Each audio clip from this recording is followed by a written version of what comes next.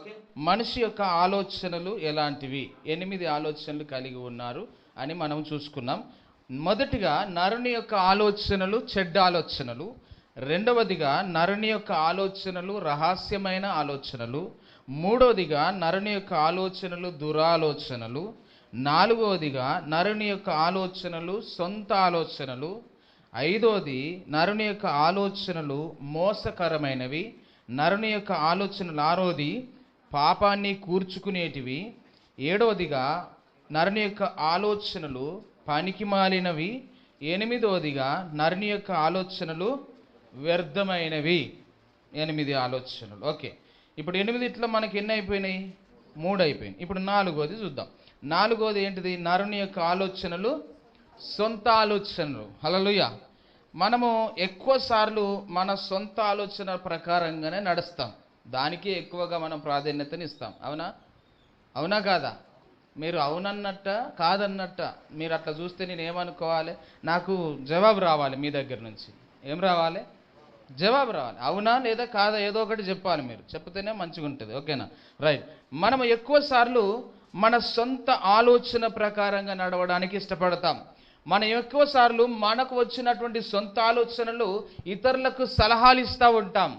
వాళ్ళకున్న ఆలోచన తప్పు అని మనమే నిర్ధారణ చేసి, అరే బాబు నాకు ఈ ఆలోచన తట్టింది, ఇగో ఇట్లా చేస్తే బాగుండు అని చెప్పగలుగుతూ ఉంటాం మనం చాలాసార్లు కదా. అయితే దేవుని యొక్క వాక్యములో మనం చూస్తే కనుక ఇర్మియా గ్రంథము 6వ అధ్యాయంలో నుంచి మనం కొన్ని వచనాలను చదువుకుంటూ మనం దానిని వివరించుకుందాం. ఓకే, 6వ అధ్యాయంలో 14వ వచనం నుంచి మనం చదువుకుంటూ ముందుకు వెళదాం. సమాధానము లేని సమయమున సమాధానమని చెప్పుచు నా ప్రజలకున్న గాయమును పైపైన మాత్రమే బాగు చేయుదురు. వారు తమ హేయ క్రియలు చేయుచున్నందున సిగ్గుపడవలసి వచ్చును గాని వారు ఏమాత్రమును సిగ్గుపడరు. అవమానము నొందితిమని వారికి తోచనే లేదు గనుక పడిపోవారితో వారు పడిపోదురు. నేను వారిని విమర్శించు కాలమున వారు తొట్టిల్లుదురని యెహోవా సెలవిచ్చుచున్నాడు. 16వ వచనం. యెహోవా ఇలాగు సెలవిచ్చుచున్నాడు, మార్గములలో నిలిచి చూడుడి, పురాతన మార్గములను గురించి విచారించుడి, మేలు కలుగు మార్గమేది అని అడిగి అందులో నడుచుకునుడి, అప్పుడు మీకు నెమ్మది కలుగును. తర్వాత, అయితే వారు మేము అందులో నడవమో అని నడుచుకున్నామని చెప్పుచున్నారు. ఓకే, మిమ్మును కాపు కాయుటకు నేను కావలి వారిని ఉంచి ఉన్నాను, ఆలకించుడి. వారు చేయు బూరధ్వని వినబడుచున్నది, అయితే మేము వినమని వారు అనుచున్నారు. అన్యజనులారా వినుడి, సంగమా వారికి జరిగిన దానిని తెలుసుకొనుము, భూలోకమా వినుము. ఈ జనులు నా మాటలు వినకున్నారు, నా ధర్మశాస్త్రమును విసర్జించుచున్నారు గనుక తమ ఆలోచనలకు ఫలితమైన కీడు నేను వారి మీదకి రప్పించుచున్నాను. హల్లెలూయా. రైట్. ఇక్కడ ప్రజల గురించి మాట్లాడుతున్నాడు. చాలాసార్లు సమాధానము లేని దగ్గర ఏం చేస్తారు? సమాధానం అని చెప్పి ప్రజలకున్న గాయాలను ఏం చేస్తారట? పైపైన చెప్పాలి నాకు, పైపైన. ఇక్కడ ప్రజలు ఏం చేస్తున్నారు? పైపైన గాయమును బాగు చేస్తూ ఉన్నారు, మార్పుతూ ఉన్నారు. సమాధానం లేదు, కానీ సమాధానము లేని చోటుకు వెళ్ళి ఏమంటున్నారట వాళ్ళు? సమాధానం అని చెప్తూ వారికి ఉన్న గాయమును పైపైన మాత్రమే బాగు చేస్తూ ఉన్నారు. అయితే దేవుడు వారికి చాలాసార్లు చెప్పాడు, వారికి కాయడానికి కాపర్లను పెట్టాడు. బూరధ్వని వినబడుతుంది, బూర వినబడినప్పుడు మీరు కొంచెం నా మాట వినండి, నన్ను అనుసరించండి అని దేవుడు ఎన్నోసార్లు హెచ్చరిక చేశాడు. అయినప్పటికీ కూడా ప్రజలు ఏం చేస్తున్నారట? మేము నీ మాట వినము అంటున్నారు. అవునా? మేము నీ మాట వినము అని చెప్పి అంటున్నాడు. ఇంకా 16వ వచనంలో చూస్తే అంటున్నాడు, పురాతన మార్గములను గురించి మీరు తెలుసుకోండి, మేలు కలుగు మార్గం ఏది అని అడిగి అందులో మీరు నడుచుకోండి, అప్పుడు మీకు ఏం కలుగుతుంది? నెమ్మది కలుగుతుంది. మేలుకరమైన మార్గంలో నడుచుకోండి రా బాబు, మీకు నెమ్మది కలుగుతుంది అని అంటే వారేమంటున్నారని అంటే, మేము వినము, మేము నడుచుకోము. ఏమంటున్నారు? మేము వినము, మేము నడుచుకోము అని తమ సొంత ఆలోచనల ప్రకారముగా వారు వెళుతున్నారు. అందుకనే దేవుడు అంటున్నాడు, వారికి సొంత ఆలోచనలు ఉన్నాయి గనక తమ ఆలోచనలకు ఫలితమైన కీడును నేను వారి మీదకి రప్పించుచున్నాను. కనుక నరుని యొక్క ఆలోచనలు సొంతంగా ఉంటాయి, చాలాసార్లు సొంతంగా ఆలోచించుకుంటూ ఉంటారు. కనుక లూకా సువార్తలో మనము చూడొచ్చు, 15వ అధ్యాయంలో 12-13 వచనాలు చదవండి ఎవరైనా. లూకా సువార్త 15వ అధ్యాయము 12-13 వచనాలు. తండ్రి తండ్రిని అడగగా పంచిపెట్టెను. కొన్ని దినములైన తర్వాత సమస్తమును కూర్చుకొని దూరదేశమునకు ప్రయాణమైపోయి పాడు చేసెను. చాలు, ఇక్కడ మనకు తెలుసు ఈ స్టోరీ కదా. ఒక ఆయనకి 2 కుమారులు ఉన్నారు. అందులో పెద్దవాడు బాగున్నాడు, కానీ చిన్నవానికి ఒక దురాశ కలిగింది, సొంత ఆలోచన కలిగింది. ఏమనుకున్నాడు, ఇదంతా నాకు మా నాయన తర్వాత మా 2 అన్నదమ్ములకే కదా ఆస్తి ఏదున్నా కానీ అని చెప్పి, అదేదో అప్పటికి ఇచ్చుట కంటే ఇప్పుడే నా ఆస్తి నేను తీసుకుంటే బాగుంటుంది కదా, నేను ఎంజాయ్ చేయడానికి బాగుంటుంది కదా, నేను మంచిగా వెళ్ళి వ్యాపారం చేసుకుంటా, దూరదేశానికి వెళుతా, నేను చాలా మంచిగా సంపాదిస్తా, బిజినెస్ చేస్తా అని అనుకొని ఒక ఆలోచన, తనకు కలిగిన ఆలోచన, సొంత ఆలోచన కలిగి నాన్న దగ్గరికి వచ్చాడు, తండ్రి దగ్గరికి వచ్చాడు. తండ్రి దగ్గరికి వచ్చి, నాయనా నా ఆస్తిని నాకు ఇవ్వు, నాకు రావాల్సినటువంటి భాగమును నాకు పంచిపెట్టు, నేను దాని ద్వారా వ్యాపారం చేసుకుంటా, నేను బాగా సంపాదిస్తా అని చెప్తే నాన్న వెంటనే ఇస్తాడండి? ఇస్తాడా? ఇక్కడైతే మనకు అంత మ్యాటర్ రాయవల్లే, కానీ ఏ నాన్న కూడా ఒప్పుకుంటాడా? వెంటనే ఇస్తాడు. అడగంగానే ఏమంటాడు మామూలుగా, అరే ఎందుకురా నీకు, ఇప్పుడు అన్నున్నాడు కదా, వాడు బుద్ధిమంతుడిగా ఉన్నాడు కదా, వాడు పని చేసుకుంటున్నాడు కదా, నువ్వు కూడా ఏదైనా పని చేసుకొని సంపాదించుకో, ఫస్ట్ నీ కాళ్ళ మీద నువ్వు నిలబడి చూపించు, నువ్వు 4 రూపాయలు సంపాదించి చూపించు, నువ్వు ఫస్ట్ నువ్వు సంపాదన నువ్వు తీసుకురా ఇంటికి, ఆ తర్వాత నీకు రావాల్సిన ఆస్తి నేను ఇస్తా అని అంటాడు. ఇంకా కొంతమంది నాన్నలు ఉంటారు, అరే బాబు ఇప్పుడే ఎందుకురా, నేను ఇంకా చచ్చిపోలేగారా, చచ్చిపోయినాక నీకు వస్తుంది ఆస్తి కదా, చచ్చిపోయినాక 2 అన్నదమ్ములు పంచుకుందరు, కానీ ఇప్పుడు ఎందుకురా, నేను బాగానే ఉన్నా కదా, నువ్వు బాగానే ఉన్నావు కదా, కష్టపడు సంపాదించు అని చెప్పి ఇంకా కొంతమంది నాన్నలు అంటూ ఉంటారు. ఏ నాన్న కూడా, ఏ తండ్రి కూడా అంత ఈజీగా ఒప్పుకునే ప్రసక్తి లేదు. ఒప్పుకుంటారా అండి? ఒప్పుకుంటారా? అస్సలు ఒప్పుకోరు. ఎందుకు? వాడు వ్యాపారం అంటున్నాడు, వాడు పాడు చేస్తాడు, వాని చేతిలో పెడితే నాకు తెలుసు అని అనుకుంటాడు. తండ్రికి తెలుసు, వాడికి ఎప్పుడు ఇయ్యాలో తెలుసు, తండ్రికి ఏ వయసులో ఇయ్యాలో తెలుసు తండ్రికి. కనుక వెంటనే వాడికి చిన్నగా కొంచెం జ్ఞానం రాగానే వెంటనే బాధ్యతలు అప్పగించరు. కొంచెం జ్ఞానం పెరిగిన తర్వాత ఓకే వీడు అర్థం చేసుకోగలుగుతున్నాడు, వీనికి అన్నీ అర్థమవుతున్నాయి, వీనికి మంచి ఏదో చెడేదో తెలుస్తుంది, లాభమేందో నష్టమేందో తెలుస్తుంది, కనుక ఇప్పుడు వీనికి బాధ్యతలు అప్పగిస్తే కనుక వీడు కుటుంబాన్ని నడపగలుగుతాడు అని అర్థమైనప్పుడు నాన్నగారు ఏం చేస్తారనంటే తనకు ఒక బాధ్యతను అనేది అప్పగిస్తాడు. ఈ తండ్రి వెంటనే ఒప్పుకోకపోవచ్చు, కానీ ఎంతో కొట్లాట జరిగి ఉండవచ్చు. అక్కడ ఇస్తావా లేదా నా ఆస్తి, నాకు ఇస్తావా సస్తావా అని ఎంతో గొడవ జరిగి ఉండవచ్చు. గొడవ జరిగిన తర్వాత వీడు ఇంకా ఒప్పుకునేటట్టు లేడని చెప్పేసి బాధతోనే ఇచ్చి ఉండవచ్చు. ఏ తండ్రి కూడా అంత ఈజీగా సంతోషంగా ఇచ్చి ఉండరు, బాధతోనే ఇచ్చి ఉండవచ్చు. ఇస్తూ ఈ మాట కూడా చెప్పవచ్చు, నానా నీ ఆస్తి అయితే నీకు ఇస్తున్నాను కానీ జాగ్రత్త, దుర్వినియోగము చేయకు, వృధాగా ఖర్చు పెట్టుకోకు, జాగ్రత్తగా ఖర్చు పెట్టు, దీని ద్వారా 4 రూపాయలు సంపాదించుకో, నువ్వు బాగుండు, బాగుపడు, ఎక్కడికి వెళ్ళినా నేనున్నాననేది మర్చిపోకు, నువ్వు మంచిగా బ్రతకాలి నానా అని చెప్పి ఆ కొడుకు తన ఆస్తి పంచి ఇవ్వవచ్చు అని నేను అనుకుంటున్నా. ఇక్కడ రాయబల్లే, అవునా కాదా? అలాగే జరిగి ఉండవచ్చు అని నేను అనుకుంటున్నా. ఇంకా మీ ఊహగా అప్పగిస్తున్నా, మీరు ఏమైనా అనుకోండి, కానీ నేనైతే అలాగ అనుకుంటున్నా.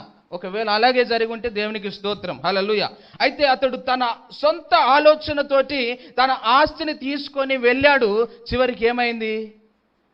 దుర్వ్యాపారము వలన తన ఆస్తి అంతటిని ఖర్చు చేసుకున్నాడు. ఒక్క పైసా కూడా మిగలకుండా అయిపోయింది. ఇప్పుడు చెప్పు, సొంత ఆలోచన పనికి వస్తుందా? సొంత ఆలోచన పనికి వస్తుందా?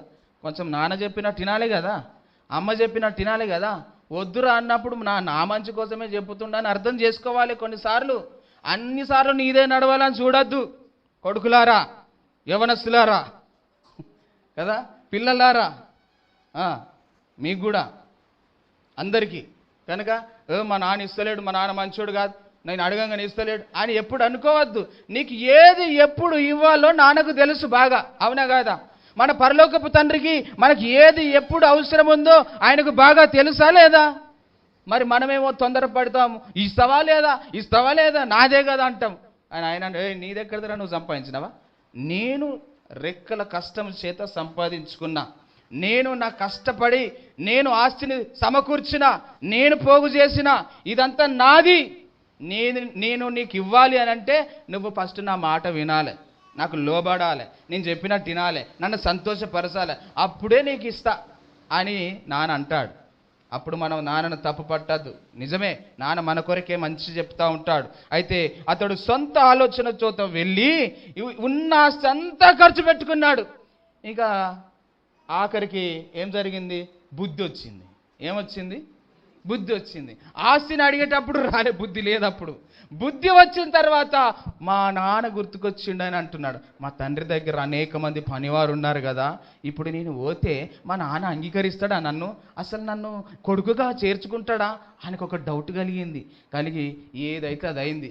ఇంటికి అయితే పోతా, నాన్న దగ్గరికి పోతా, అడుగుతా, నాయనా నీ కొడుకు లెక్క కాకపోయినా నీ పనివాడిలో ఒకనిగా నన్ను చేర్చుకో అని బ్రతిమలాడుకుంటా అని చెప్పి సిగ్గుతో, అవమానముతో, బాధతో, భయముతో ఇంటికి వచ్చి తండ్రి అని మొర్రపెట్టుకుంటే ఆ తండ్రి ఎంత మంచోడు చూసినవా? అక్కడి నుంచి వస్తుండగానే చూసి పరిగెత్తుకొని వెళ్ళి కౌగిలించుకొని ముద్దు పెట్టుకొని క్షౌరము చేపించి కొత్త చెప్పులు, కొత్త బట్టలు, ఉంగరము అన్ని తొడిగించుకొని నా కుమారుడు తప్పిపోయి మరలా వచ్చాడ్రా, చనిపోయి మరలా బ్రతికాడ్రా, పెద్ద విందు చేయాలని చెప్పేసి గొప్ప పండుగ చేస్తున్నాడు తండ్రి. హల్లెలూయా, హల్లెలూయా.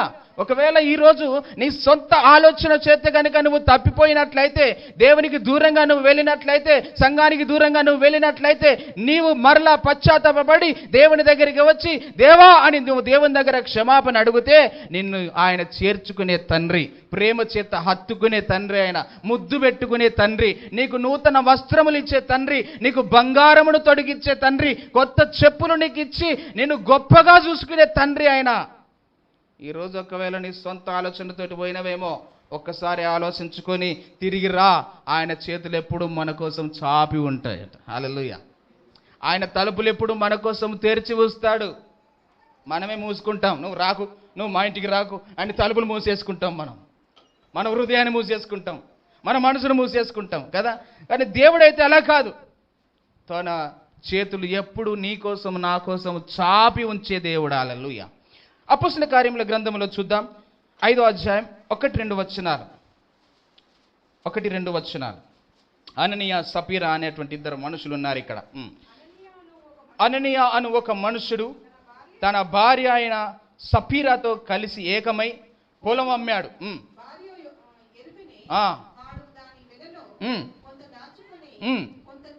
కొంత తెచ్చి ఓకే. ఇక్కడ ఇద్దరు దంపతులు, ఇద్దరు భార్య భర్తలు అందరూ అపోస్తుల దగ్గరికి తమ ఆస్తిని అమ్మి ఆ డబ్బులు ఇస్తా ఉన్నారు. దేవుని మందిరంలో పెడుతున్నారు కదయ్యా, అయితే మనము కూడా మనకున్నటువంటి పొలము నమ్ముదాము, దేవునికి మనము కూడా డబ్బులు ఇద్దాము అని ఇద్దరు అనుకున్నారు. సరే అనుకొని ఇద్దరు కలిసి పొలం అమ్మారు. వచ్చినటువంటి డబ్బులలో ఇద్దరు మాట్లాడుకున్నారు భార్య భర్తలు, ఏమే మరి అన్ని ఇస్తే మరి మనకెట్లనే అని ఉండవచ్చు భర్త. అప్పుడు ఆమె, అవును కదయ్యా, మరి అన్నిత్తి మనమేం తిందాం, కొన్ని దాచుకుందాం. అందరూ అన్ని ఇస్తారా? మనం చూడబోతున్నాం అన్ని ఇస్తుర్రా అని. కనుక మనం ఏం చేయాలి? మనం కొంత దాచుకుందాము, మిగతాది దేవునికి ఇద్దాము. ఏమవుతుంది? మనల్ని వాళ్ళని చూడొస్తారా చెప్పు? పాస్టర్ చూస్తాడా? దైవజనుడు చూస్తాడా? ఇచ్చిన వాళ్ళు ఏమన్నా మనల్ని చూడొస్తుర్రా? ఎవ్వరు చూస్తలేరు. మనం కొద్దిగా దాచుకొని కొద్దిగా దేవునికి ఇద్దాం. ఎవరి ఆలోచన ఇది? వారి సొంత ఆలోచన. ఎవరి ఆలోచన ఇది? సొంత ఆలోచన ప్రకారంగా ఏం చేశారట? కొంత దాచి మిగతాది దేవుని పాదాల దగ్గరికి తీసుకుపోయారు, దేవుని దైవజనుడి దగ్గరికి తీసుకపోతే దైవజనుడు ఏమన్నాడు? ఇప్పుడు చదువుదాం. అప్పుడు పేతురు, అననీయా, నీ భూమి వేలలో కొంత దాచుకొని పరిశుద్ధాత్మను మోసపుచ్చుటకు సాతాను ఎందుకు నీ హృదయమును ప్రేరేపించెను? అప్పుడు అనిపోయావు, సరే నేను దాచుకున్నది ఈయనకెట్టే తెలిసింది అని అనుకోవచ్చు. మనకు భయం కలిగింది, ఈయన ఏం మాట్లాడతలేడు. ఇప్పుడు అడుగుతా ఉన్నాడు, అది నీ యొద్దనున్నప్పుడు నీదే కదా, అమ్మిన పిమ్మట అది నీ వశమై ఉండలేదా? తర్వాత, ఎందుకు ఈ సంగతి నీ హృదయంలో ఉద్దేశించుకున్నావు? నీవు మనుషులతో కాదు దేవునితోనే అబద్ధమాడితివని వానితో చెప్పెను అని ఈ మాటలు వినుచూనే పడి ప్రాణము విడవగా వినిన వారికందరికి మిగుల భయము. హల్లెలూయా. నువ్వు నీ సొంత ఆలోచన చేత దేవునికి చెందవలసిన ధనమును కానీ సమయమును కానీ నీ సొంత ఆలోచన చేత నీవు దేవునికి ఇవ్వకుండా ఉంటే గనక ఇగో ఇదే జరుగుతుంది. అప్పుడు జరిగింది ఇప్పుడు జరుగుతలేదు అని అనుకోకుండ్రి. అప్పుడున్న దేవుడు ఇప్పుడు ఉన్నాడు, అప్పుడు చేసిన కార్యం ఇప్పుడు కూడా చేస్తాడు. కానీ ఇప్పుడు మనం కృపాకాలంలో ఉన్నాం. దేవుడు మన మీద కృపను కుమ్మరిస్తూ ఉన్నాడు, కృపను ఎంతో అపరిమితంగా చూపిస్తున్నాడు. ఇక మారుతారులే, ఇంకోసారి మారుతారులే, ఇంకొక అవకాశం ఇస్తా అని దేవుడు కృపను చూపిస్తూ ఉన్నాడు. అందుకనే ఇలాంటి కార్యాలు జరుగుతలేవు. ఇట్లా గనక సంఘాలలో జరిగితే ఎవరు మిగులుతారా? ఫటాఫట్ లేచిపోతూనే ఉంటారు. అబద్ధం ఆడినోడు వచ్చి సంఘంలో అయ్యా నేను ఇంతకేమైనా దేవుడు ఊకుంటాడా? దేవుడు చూస్తూ ఉంటాడు, పరిశుద్ధాత్మ దేవుడు చూసే నువ్వు అబద్ధం ఆడుతున్నావు, అయిపోయింది కథ నీ పని అనగానే వాడు చచ్చిపోయి. సరే, ఆడిని పాతి పెట్టడానికి వాళ్ళు పక్కకు తీసుకుపోయేసరికి ఇంకా కొంతసేపటికి భార్య వచ్చింది. ఆమెను కూడా అట్లనే అడిగిండు, ఆమె కూడా ఏం చెప్పలే, సేమ్ టు సేమ్ జరిగింది ఆమెకు కూడా. ఏమైపోయింది? సొంత ఆలోచన చేత ఇద్దరు ప్రాణాలు. కనుక మనము దేవుని ఎదుట నటించొద్దు, పరిశుద్ధాత్ముని మోసపుచ్చొద్దు. దేవునికి మనం భయపడాల, మన ఆలోచన ప్రకారంగా కాదు, దేవుని ఆలోచన ప్రకారముగా మనము నడుచుకోవాలి. ఇర్మియా గ్రంథం 18వ అధ్యాయంలో 11-12 వచనాలలో వారు ఏమంటున్నారు ఒక్కసారి మనం చూద్దాం. ఇర్మియా గ్రంథము 18వ అధ్యాయం 11-12 వచనాలు.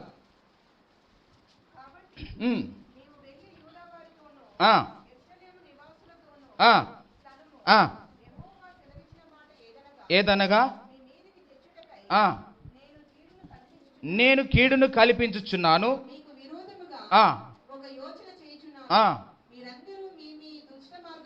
చూడండి, దేవుడు హెచ్చరిక చేస్తా ఉన్నాడు.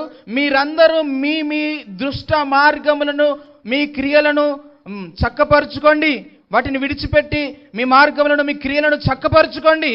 అందుకు వారు ఏమంటున్నారు?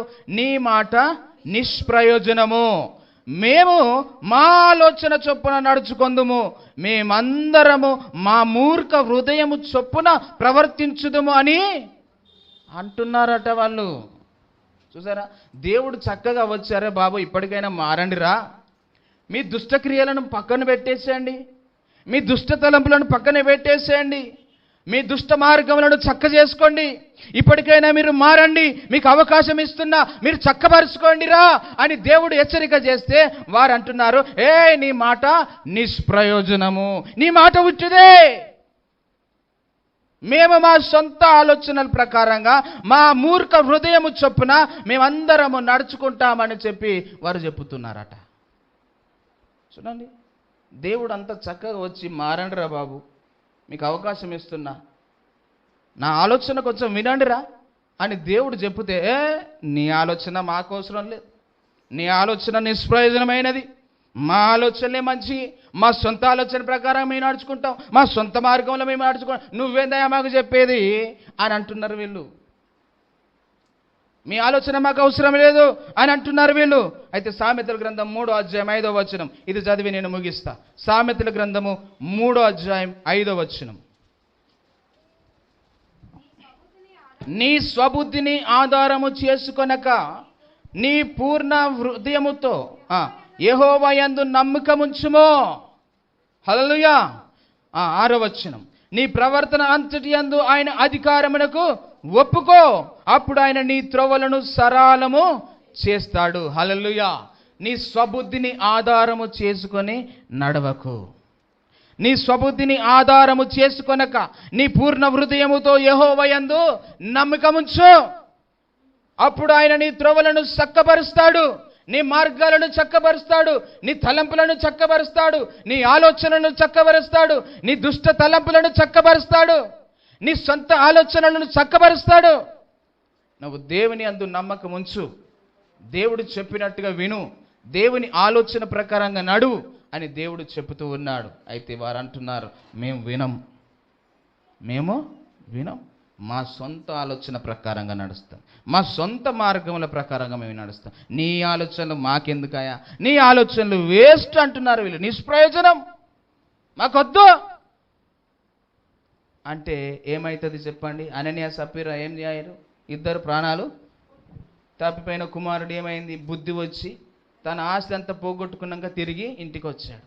కనుక సొంత ఆలోచన ప్రకారంగా వెళితే మనకే ప్రమాదం, అవునా కదా? మనకే ప్రమాదం. కనుక మన నాన్న చెప్పినట్టు వినాలి, మన తండ్రి, మన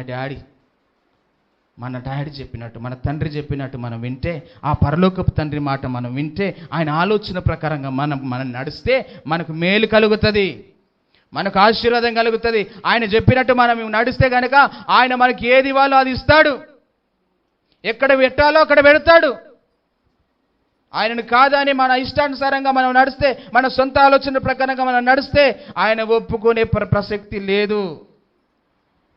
అందుకనే ఒకవేళ ఆ చిన్న కుమారుడు లెక్క మనం సొంత ఆలోచనల చేత పోతే, ఇప్పటికైనా దేవుడు అవకాశం ఇస్తుండు, మారండి అని, మీ దుష్ట క్రియలను మార్చుకోండి, మీ దుష్ట మార్గములను చక్కపరచుకోండి అని చెప్పి దేవుడు పిలుస్తూ ఉన్నాడు. ఇప్పటికైనా అవకాశం ఉంది. సంగమా, ఒకవేళ అలాంటి పరిస్థితుల్లో మనం ఉంటే దేవుని దగ్గర పశ్చాత్తాప పడదాం, అడుగుదాం, దేవా నేను నీ మార్గములను అనుసరిస్తా, నీ తలంపులు, నీ ఆలోచన ప్రకారంగా నేను నడుస్తా, నాకు సహాయము చేయమని దేవుని అడిగితే తప్పకుండా ఆయన సహాయము చేసే దేవుడు. హల్లెలూయా. కళ్ళు మూసుకుందాం, ప్రార్థన చేసుకుందాం.